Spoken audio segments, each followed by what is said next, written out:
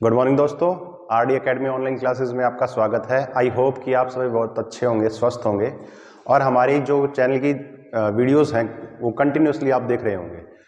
तो हमने जो परसेंटेज शुरू कर रखा है उसमें आगे बढ़ते हुए क्वेश्चन देखते हैं कि यदि एक वृत्त की त्रिज्या 20% बढ़ा दी जाती है तो क्षेत्रफल में क्या बदलाव आएगा।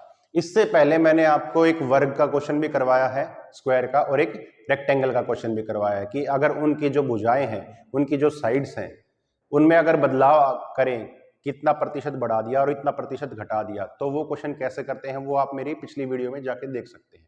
ठीक है, नेक्स्ट क्वेश्चन करते हैं एक वृत्त का। वृत्त को बोलते हैं सर्कल और त्रिज्या को बोलते हैं रेडियस।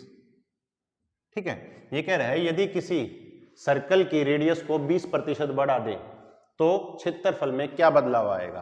देखो भाई, यहां पे अगर सर्कल की बात हो रही है तो ऑब्वियसली आपको सर्कल का जो एरिया है, क्षेत्रफल है एक वृत्त का, आपको वो पता होना चाहिए।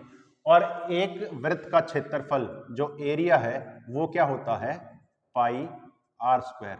आर यहां पे क्या है, रेडियस, त्रिज्या। ठीक है, तो ये कह रहा है कि 20% ये त्रिज्या है उसने बढ़ा दी, 20% त्रिज्या बढ़ा दी। तो 20% का मतलब आपको पता है क्या होता है, 1/5।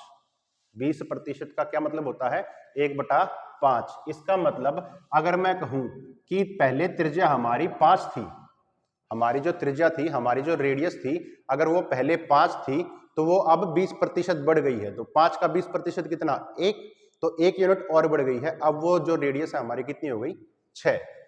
तो जो पहले जो क्षेत्रफल रहा होगा, पहले जो एरिया रहा होगा, क्षेत्रफल रहा होगा, वो क्या रहा होगा कि भाई पाई आर स्क्वायर। पहली आर क्या थी, 5, तो 5 का स्क्वायर कितना, पाई 25। ठीक है, अब क्या रहा होगा,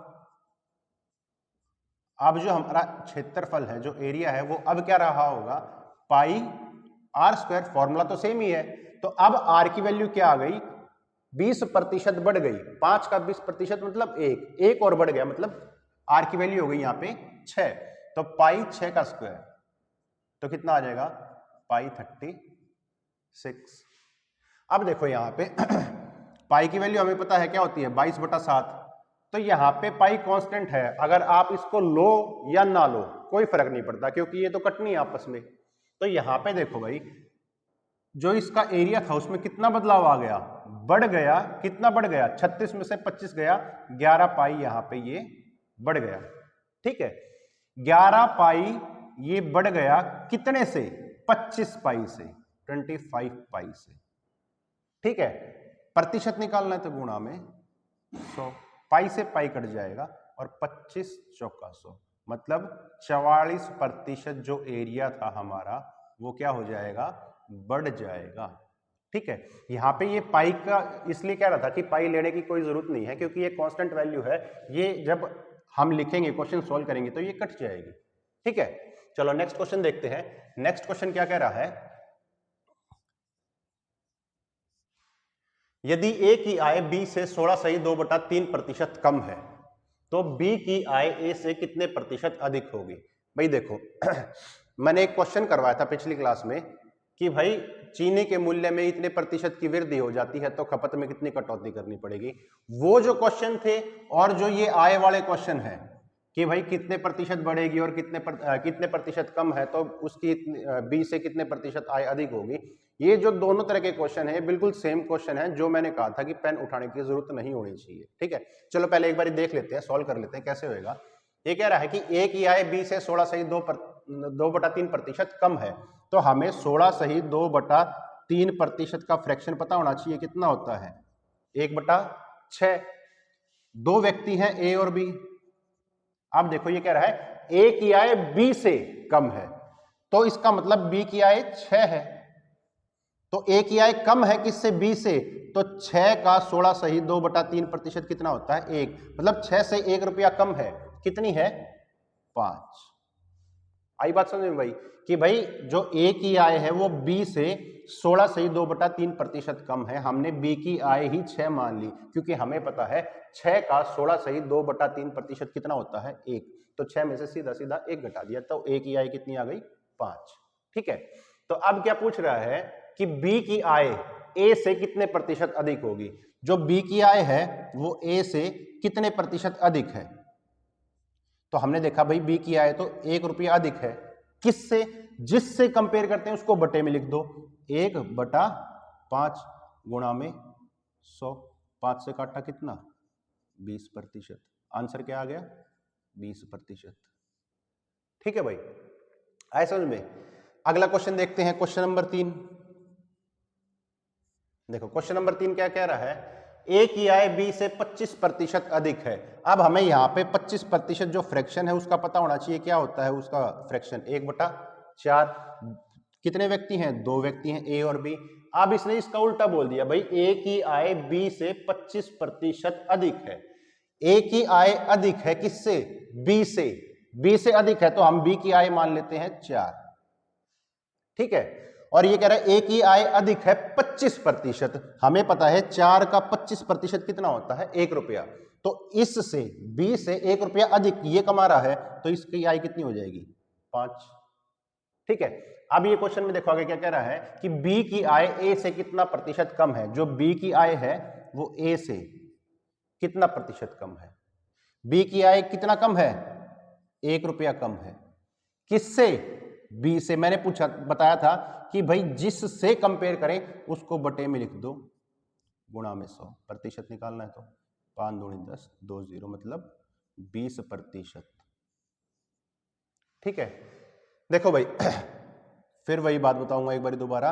अगर आपने जो इससे पहले मेरी क्लास मैंने अपलोड करी है, अगर वो आपने पूरी देखी है तो उसमें मैंने क्वेश्चन करवाया था चीनी वाले जो क्वेश्चन थे कि भाई चीनी की आय, चीनी के मूल्य में 20% की वृद्धि होती है तो खपत में कितनी कटौती करनी होगी, या भाई चीनी की जो मूल्य है उसमें 16.2/3% की कमी आ जाती है तो खपत में कितनी प्रतिशत वृद्धि करनी होगी। मैंने बताया था कि पेन उठाने की जरूरत नहीं पड़ेगी, सेम टू सेम वैसे ही क्वेश्चन ये है। ठीक है, अगर आपने ध्यान दिया हो हमने लिखवाया था 1/25% बराबर है 1/4, 20% बराबर है 1/5, 16(2)3% बराबर है 1/6, 14(2)7% बराबर है 1/7, 12(1)2% बराबर है 1/6, 1/8, 11(1)9% बराबर है 1/9, 10% बराबर है 1/10, 9(1)11% बराबर है 1/11। ये सीरीज हमने लिखवाई थी। अगर आपने याद कर ली है तो वेल एंड गुड है, नहीं याद करी है तो मैंने फिर दोबारा कहूंगा कि उस सीरीज को अगर आप याद कर लोगे तो ये क्वेश्चन बहुत इजी हो जाएंगे। अब देखो इसी क्वेश्चन में आते हैं। ये दूसरे क्वेश्चन में क्या कह रहा था, यदि ए की आय बी से 16(2)3% कम है। 16(2)3%, हम सीधा पहुंच जाएंगे भाई 16(2)3% पे। ठीक है, फिर इसने पूछा बी की आय ए से कितने प्रतिशत अधिक होगी, तो हम इससे अधिक पे चले जाएंगे। इससे अधिक कौन सा है, आंसर हमारा 20। ठीक है, यही तो हमने निकाला था 20। ठीक है, दूसरे में क्या कह रहा है, यदि ए की आय बी से 25% अधिक है, हम 25 पे चले जाएंगे, बी से 25% अधिक है तो बी की आय ए से कितने प्रतिशत कम होगी, तो कम पूछा है तो इससे कम पे चले जाएं। आंसर क्या 20, दूसरे का भी हमारा यही 20 निकला था। अगर आपको ये सीरीज ध्यान में है, अगर आपने पढ़ रखी है, याद है, तो इन क्वेश्चनों में पेन उठाने की कोई जरूरत नहीं। ठीक है भाई, चलो नेक्स्ट क्वेश्चन की तरफ देखो भाई। नेक्स्ट क्वेश्चन क्या बोल रहा है, एक छात्र किसी संख्या को 3/4 से गुणा करने की बजाय 5/6 से गुणा कर देता है तो संख्या में कितने प्रतिशत का बदलाव आया होगा। भाई उसको छात्र को क्या करना था, किसी संख्या को 3/4 से गुणा करना था। किससे करना था, 3/4 से गुणा करना था, पर वो गलती से क्या कर देता है 5/6 से। इसको यहां लिखते हैं, वो गलती से 5/6 से गुणा कर देता है, संख्या को 5/6 से गुणा कर देता है। तो जो संख्या में जो बदलाव आया होगा वो क्या कितना प्रतिशत का बदलाव आया होगा, मतलब संख्या कितने प्रतिशत बढ़ी होगी या भाई संख्या कितने प्रतिशत घटी होगी, ये बात पूछी है यहाँ पे। देखो भाई ऐसे क्वेश्चनों को कैसे करें, हम देखेंगे कि भाई जो डिनोमिनेटर है, जो डिनोमिनेटर है उसमें जो दो संख्याएं हैं हम उनका एलसीएम ले लेते हैं। वो इसलिए लेंगे क्योंकि क्वेश्चन आगे इजी हो जाएगा कटने में, मतलब 6 और 4 कोई भी संख्या होगी चाहे तो वो 4 से कटेगी या 6 से कटेगी। तो ऐसे क्वेश्चनों में क्या करेंगे, जो भी डिनोमिनेटर है उसका हम एलसीएम ले लेंगे। हमने एलसीएम ले लिया, इसका एलसीएम कितना आ गया 12, कितना आ गया 12। हम क्या करेंगे, इस संख्या जो 12 आया है इसी को हम क्या मान लेंगे संख्या, कि हमारी जो संख्या है वो क्या है 12। ठीक है भाई। अब देखो ये कह रहा था कि भाई 3/4 से गुणा करना था संख्या को, संख्या को 3/4 से गुणा करना था, 3/4 से गुणा करना था इस संख्या को। तो कितना आता 4 3 12, मतलब आना था, रिजल्ट क्या आना था हमारा 9। ठीक है कि भाई देखो अगर आपको विजिबल नहीं हो तो मैं करता हूं कि भाई हमने इस संख्या को मान लिया 12, हमने वो संख्या मान ली, तो 3/4 से इस 12 को गुणा करना था, 3 4 3 12, मतलब संख्या कितनी आती है हमारी यहां से 9। जो हमारा ओरिजिनल रिजल्ट आना था वो क्या आना था 9 आना था, पर वो गलती से इसी संख्या को मतलब इसी 12 को वो गुणा कर देता है किससे 5/6 से। तो अब रिजल्ट क्या आ गया, रिजल्ट क्या आ गया 10, रिजल्ट क्या आ गया 10। ओरिजिनल में रिजल्ट क्या आना था 9 आना था, पर रिजल्ट क्या आया 10। तो कितना बदलाव आया इस 9 और 10 में, 1 का बदलाव आ गया, मतलब 1 बढ़ गई ये संख्या, 1 यूनिट ये संख्या बढ़ गई, कितने से 9 से। प्रतिशत निकालना तो गुणा में 100, मतलब 11 सही 1/9 प्रतिशत बढ़ गई संख्या। इतनी सी बात पूछी है। ठीक है भाई, ऐसा समझ, मतलब ऐसे क्वेश्चनों में ये देखना है कि भाई जो डिनोमिनेटर में संख्या दी हुई है हम उसका एलसीएम ले लेंगे, तो उससे जो ये संख्या जो हम निकाल रहे थे 9 10, ये जो हमने निकाला है ये एक राउंड फिगर डिजिट आ जाएगा। अगर आप कोई भी वैसे संख्या ले लेते, जैसे 20 ले लेते, 20 4 से तो कट जाती पर 6 से नहीं कटती, वो डेसिमल में आती, तो उसमें हमें दिक्कत आती है आगे क्वेश्चन सॉल्व करने में, कोई कैलकुलेशन करने में दिक्कत आती। तो उस दिक्कत को हटाने के लिए हमने क्या करा कि एलसीएम ले लिया 4 का और 6 का। ठीक है भाई, चलो नेक्स्ट क्वेश्चन देखते हैं। नेक्स्ट क्वेश्चन क्या कह रहा है, एक नगर की जनसंख्या 2,79,000 है। यदि नगर में जनसंख्या का 4/9 भाग पुरुष है तथा 50% पुरुष विवाहित हैं, तो कितने प्रतिशत औरतें विवाहित होंगी। देखो भाई अब कई बार हम यहाँ इन क्वेश्चनों में क्या गलती करते हैं भाई, 50% पुरुष विवाहित है तो 85% औरतें विवाहित होगी, हम आंसर में 50 लगा देंगे भाई, 50 इसका सही आंसर है। क्योंकि कईयों के माइंड में ये होता है भाई हाँ पुरुष विवाहित हैं, जितने पुरुष विवाहित होंगे तो औरतें भी तो उतनी विवाहित होंगी, तो 50 अगर पुरुष विवाहित है तो 50 ही औरतें विवाहित हैं, हम 50 का सीधा सीधा आंसर लगा देंगे। पर देखो इसमें क्या करना है, ये इस क्वेश्चन में जो ये जो संख्या दी हुई है आपको, ये खामखा उलझाने के लिए दी हुई है, इसका तो कहीं पे जरूरत भी नहीं पड़ेगी। अगर हाँ आंकड़ों में पूछता कि भाई 4/9 भाग पुरुष है तो महिलाओं की संख्या क्या होगी, तो हमें इन आंकड़ों की जरूरत पड़ती। अभी इन आंकड़ों की हमें कोई जरूरत ही नहीं है। देखो कैसे कि भाई पुरुष जो है नगर में कितने हैं 4/9, इसका मतलब 9 भागों में से अगर हम जनसंख्या ही 9 मान लें कि भाई नगर की जनसंख्या ही 9 है, तो उसमें से पुरुषों की संख्या कितनी है 4 और महिलाएं कितनी है, महिलाएं कितनी है 5। मतलब इन 9 जो 9 के 9 9 की 9 जनसंख्या का काउंट है 9, उन 9 में से 5 तो महिलाएं हैं और इन्हीं 9 जनसंख्याओं में से 4 पुरुष हैं, तो पुरुष प्लस में महिलाएं कितने हो जाएंगे 5 और 4 9।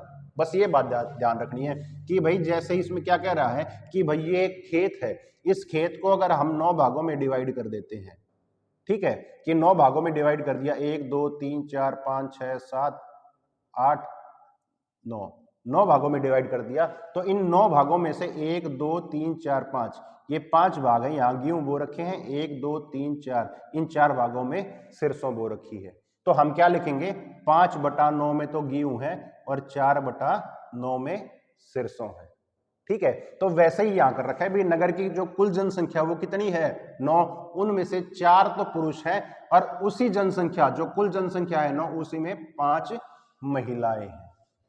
ठीक है, अब देखो अब क्वेश्चन पे आओ, इसने क्या कहा कि 50% जो पुरुष है वो विवाहित हैं, 50% पुरुष विवाहित हैं। इसका मतलब कि भाई जो 2 हैं, अब पुरुषों की संख्या यहां पे क्या है 4 और महिलाओं की संख्या क्या कितनी है यहां पे 5, इन 4 में से 2 कौन है विवाहित। ठीक है, अगर 2 पुरुष विवाहित है तो महिलाएं भी तो 2 ही विवाहित होंगी। यहां थोड़ी ना ऐसे कर देंगे कि 50% पुरुष विवाहित है तो 85% महिला विवाहित है, मतलब 5 में से 2.5 महिलाएं विवाहित हैं, नहीं भाई 50% पुरुष विवाहित है, ये कंडीशन इसने यहां पे दे रखी है। अगर 50% पुरुष विवाहित हैं तो पुरुषों की संख्या कितनी है 4, इस 4 में से कितने विवाहित हैं 2 ही तो विवाहित हैं। अगर 2 पुरुष विवाहित है तो महिलाएं भी तो 2 ही विवाहित होंगी। ये बात यहां से क्लियर होगी कि महिलाएं भी 2 ही विवाहित होंगी, कितने में से 5 में से। महिलाओं की संख्या कितनी है 5, महिलाओं की संख्या कितनी है 5, इन 2 में से 5 महिलाएं 5 में से 2 महिलाएं विवाहित होंगी। यहां पे बस ये ध्यान रखना है कि सीधा सीधा 50 को आंसर टिक नहीं करना है कि भाई 50% तो यहाँ पे पुरुष विवाहित है, महिलाएं जो हैं वो 50% विवाहित नहीं है। जैसे 2 पुरुष निकाल दिए ना हमने कि भाई 2 पुरुष विवाहित है तो महिलाएं भी संख्या में 2 ही विवाहित है, तो 2 महिलाएं विवाहित है कितने में से 5, क्योंकि महिलाओं की संख्या कितनी है यहाँ पे 5, तो 2/5% निकालनी तो गुणा में 100, 5 दूनी 10 0, इसका मतलब 40% महिलाएं विवाहित है। ठीक है भाई, आई होप कि आपको ये क्लास अच्छी लगी होगी। अगर ये क्लास आपको अच्छी लगी है तो हमारी वीडियोस को ज्यादा से ज्यादा लाइक करें, शेयर करें और हमारे चैनल को ज्यादा से ज्यादा सब्सक्राइब करें। जो कैंडिडेट नए जुड़े हैं जिन्होंने ये वीडियो पहली देखी है तो मैं उनसे एक रिक्वेस्ट करूंगा कि हमारे चैनल को सब्सक्राइब करें और जो आने वाली वीडियो है कंटिन्यू उन वीडियोस को देखें और उनको लाइक करें और शेयर करें। Thank you.